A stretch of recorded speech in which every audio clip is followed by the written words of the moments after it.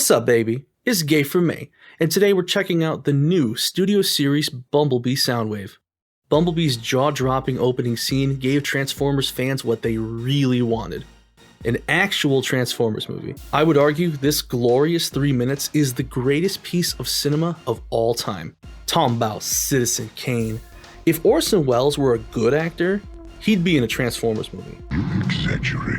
The Nightverse designs seamlessly fuse the classic G1 characters with modern movie aesthetics in a way that Bayverse wishes it could. And no Transformer better encapsulates this than Studio Series Soundwave. But this figure is not all that it seems, and I'm hazarding to say that he might be one of the worst Transformers ever.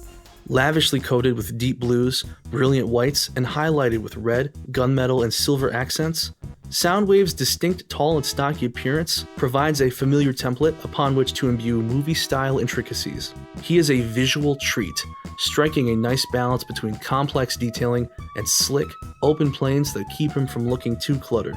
Every time I inspect him, there's something new and interesting to see. I don't want to understate how beautiful I think this figure is.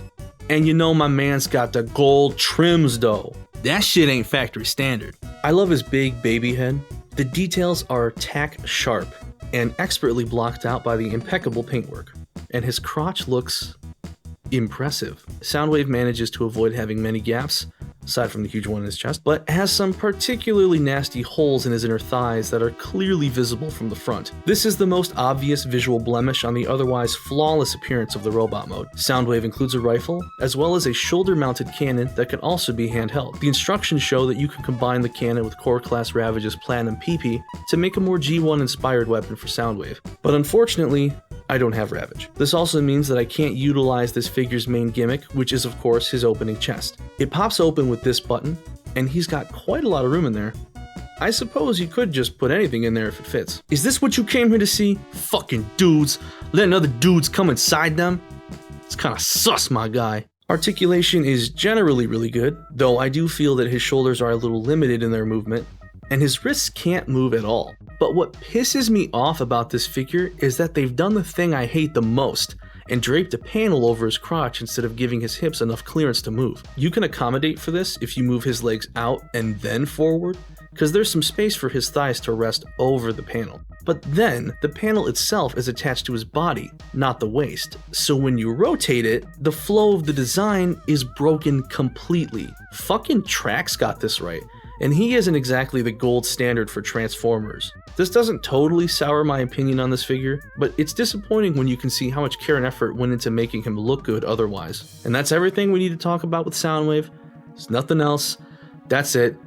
Okay, maybe we gotta talk about his vehicle mode, which in this case is a hilariously generous term. According to the official description, he's supposed to transform into a hover spacecraft, which, can I say that a hovercraft has to be the absolute laziest vehicle mode you could possibly think of. You don't have to add any specific vehicle parts to it, because it could just look like anything. You could crumple up any robot and say, oh, this is his hovercraft mode. He floats in fiction. A reasonable fan theory postulated that this design from a G.I. Joe vs. Transformers comic was the inspiration, though a recent influencer roundtable hosted by the designers seemingly debunked this. That same stream revealed concept art that shows what they were really going for. Sort of a sleek armored car. And typically, I think this general direction is the best way to modernize Soundwave. I mean, let's face it, despite Hideo Kojima's best efforts, cassette players aren't exactly in fashion these days. Yeah, but these don't look remotely similar. He looks more like a little blue slice of pound cake. A sound cake, if you will. The transformation's not particularly enjoyable either. It really does feel as if you're just mushing him into a new shape. But I do kind of love the way his back spins around and becomes the cockpit, but that's the only fun aspect of it. I'm gonna prove to you right now how little thought they put into this vehicle mode. A hovercraft should be able to fly, or at least float, right? But the only stand port on this figure is on his ass. But the waist doesn't spin around when he transforms, so you can't even display him on a stand flying in the air. I swear to God, this is the most nonsensical vehicle mode I've ever seen. Soundwave doesn't transform into anything recognizable, and it's not fun to do. I almost think he shouldn't transform at all if the effort is going to be this piss poor. I am of two minds about Soundwave. This is an absolutely magnificent looking figure, but one that is bogged down with incredibly frustrating design choices. And I honestly think you're only getting half of a toy. A transformer needs to transform, but when the end result is so ridiculous, it definitely seems like we're doing this more for the sake of tradition rather than executing a properly conceived play experience.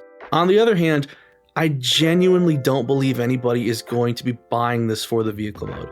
And that leads me down a rather interesting line of thought, but one for another video. So if you're not particularly concerned with the philosophical quandaries that are presented by this figure, Soundwave definitely deserves your attention solely for the robot mode, but be mindful of the flaws inherent with this toy. But anyway, that's just my opinions.